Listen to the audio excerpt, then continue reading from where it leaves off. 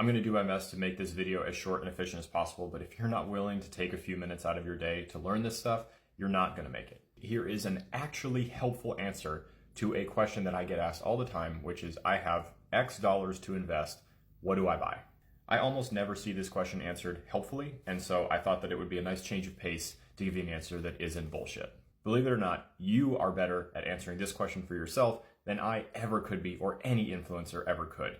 So here are the questions that you want to ask yourself so that you can figure out how to answer. Okay, so getting us started, we need to determine whether or not the amount of money that we're looking at investing into whatever, crypto in this case, is a lot of money to you. Cryptocurrency is extremely volatile, and there is a chance, no matter how solid a project the influencers tell you something is, that it goes down in price and you may lose money here. With reward potential comes risk possibility.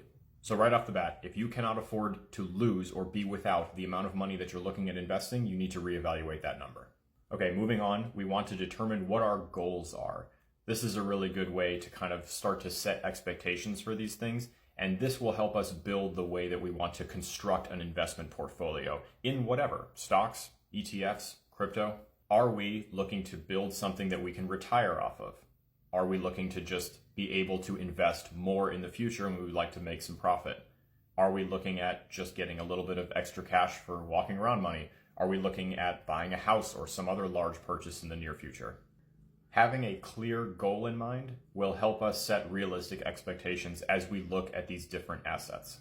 Next, what do you expect from your investments and what are you willing to put in? Not just in dollar amount, but in time, energy, the amount of reading and learning that you're willing to do to get a better understanding of the technology you're looking at investing at if we're talking about crypto. This will also help us determine what our time frame is, which kind of goes in conjunction with goals. You know, are we looking at something for the short term, like we want to be in and out of this asset in the next 2 weeks, just want to make a quick flip, or are we looking at doing something over the next 10 years? There's no wrong answer to any of these questions. It's just stuff that you need to be able to say before anybody on earth, including a real financial advisor, which none of us are, would be able to give you any sort of input on how to build a portfolio. Which leads me into kind of my final point for this list. How hands-on are you willing to be?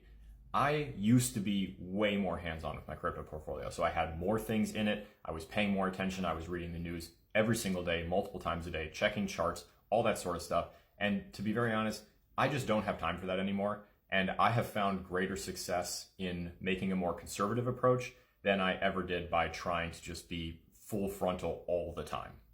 From here, we can go in a bunch of different directions. We start talking about what kinds of technology are you interested in, what parts of the industry interest you the most, where do you want to start learning, all that sort of stuff. These are all questions that are really important, whether you like it or not, to building a real investment thesis. And if you can't answer all of these things, then you're basically just going to be shooting from the hip, taking buy signals and advice from influencers on the internet. All of that just exponentially increases your risk profile and just makes you way more likely to lose. And in a lot of these cryptocurrencies, I'll be honest, you're not really looking at sound investments, okay? There are rampant Ponzi and pyramid schemes all over the place in this industry. And if you don't take the time to learn this kind of stuff, you are going to be the one who falls victim to those and just pays the early birds.